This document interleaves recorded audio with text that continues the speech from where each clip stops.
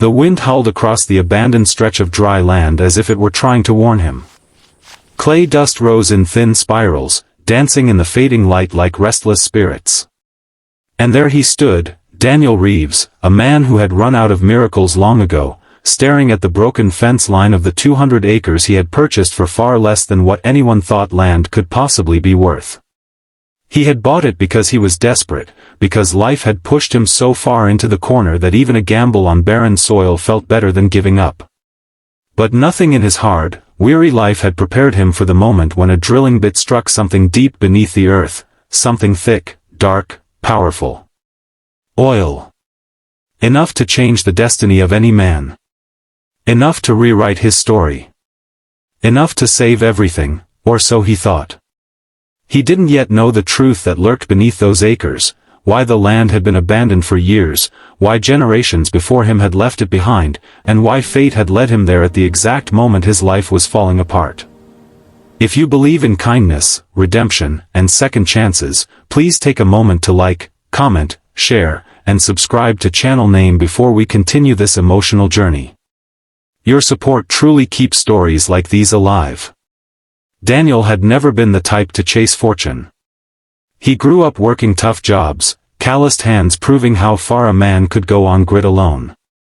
But when his construction company collapsed after a series of storms destroyed the homes he was building, and when the bank threatened to take away the tiny rented house he lived in with his teenage daughter Emily, desperation pushed him toward that land. The price had seemed suspiciously low, almost too good to be real, but Daniel had convinced himself that the universe was giving him one last sliver of hope. The land wasn't beautiful. It wasn't lush or promising. It was dry, cracked earth bordered by forgotten roads and rusted steel gates. Yet something told him to take the risk, to trust that sometimes life hid its blessings beneath layers of dust and hardship. He struggled alone at first. With barely any savings left, he bought an outdated drilling machine from an auction and hauled it to the property using a battered truck that coughed as it climbed the uneven dirt road. Days turned into weeks as he labored under the scorching sun, muscles aching, clothes soaked with sweat and disappointment. The ground resisted him, as if guarding its secrets. The machine broke twice. His hands bled. Emily called him every evening, worry threading her voice as she begged him to come home and rest. But Daniel couldn't. He had to make this work. He needed a miracle. And then, on a quiet morning when the sky was soft with early light and there was nothing but the hum of the machine and the rhythm of his heartbeat, the drill struck something. Look at this marking here. Not gravel. It wasn't on the others. Not clay. Something thick. Something pressurized. A tremor ran through the earth beneath him. Daniel felt it in his feet, in his bones. His breath caught as the machine sputtered, then a burst of dark fluid shot upward, splattering the metal frame, staining the dust. Oil. Real, abundant oil. For a moment, Daniel simply froze, unable to breathe, unable to speak. Tears stung his eyes as hope, raw, powerful, overwhelming, crashed into him like a wave. He whispered a thank you to the sky, to fate, to everything that had carried him through the darkness. The news spread quickly. By the next day, trucks began lining the county roads, and local workers approached him with offers to help. Oil companies left messages. Journalists drove by hoping to catch a glimpse of the man who had stumbled into fortune. We need to move quickly. But Daniel remained cautious. He remembered the land's suspicious price. He remembered the eerie quiet that hung over it. He remembered the seller's strange reluctance to make eye contact during the transaction. Something didn't feel right. As people celebrated around him, Daniel found himself unable to let go of the nagging unease in his chest. And then he began hearing the stories. An older man from the nearby town approached him one afternoon, his face lined with years of hardship and memories.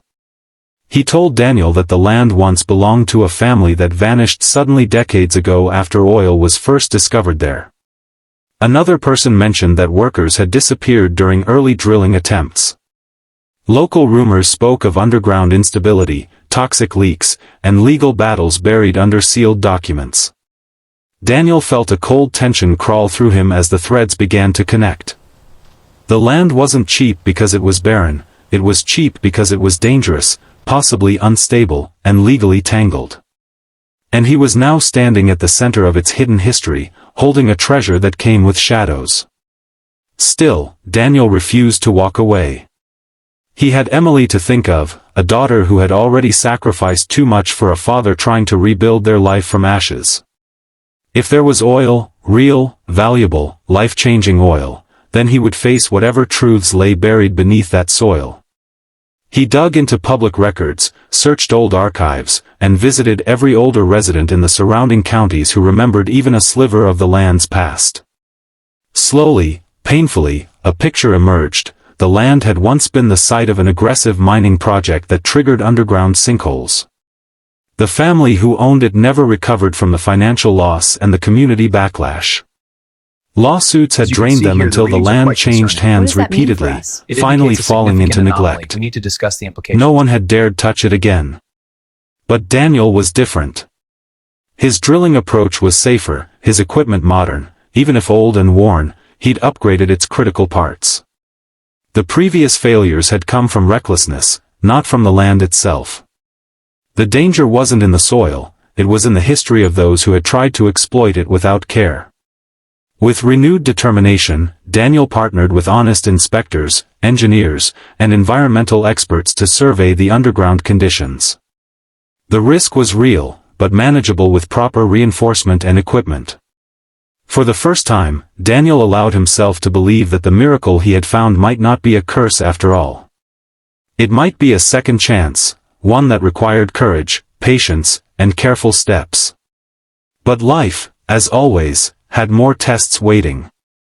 Emily fell seriously ill one evening, collapsing from exhaustion and stress she had hidden from him.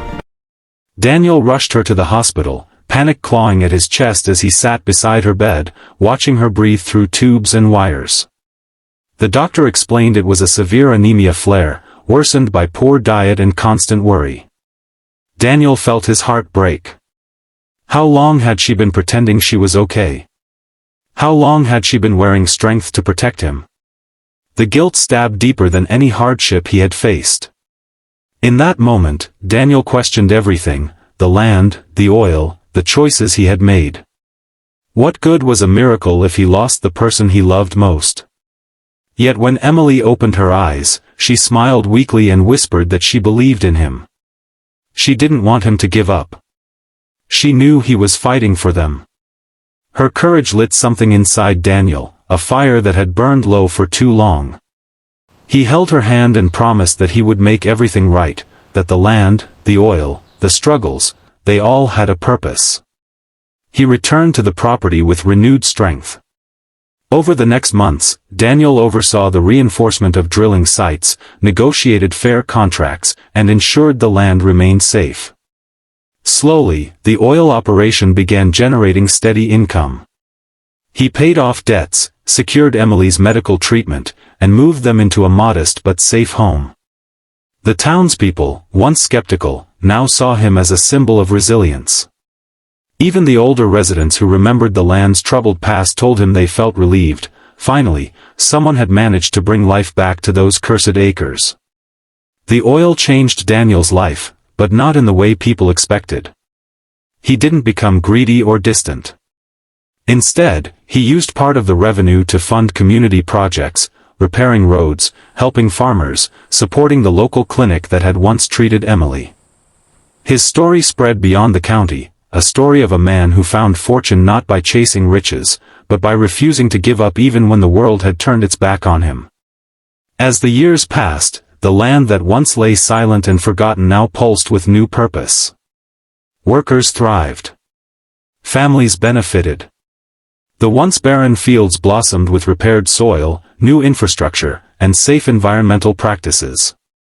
And Daniel, now older but stronger in spirit, walked the land every morning with gratitude, remembering who he was before the miracle found him.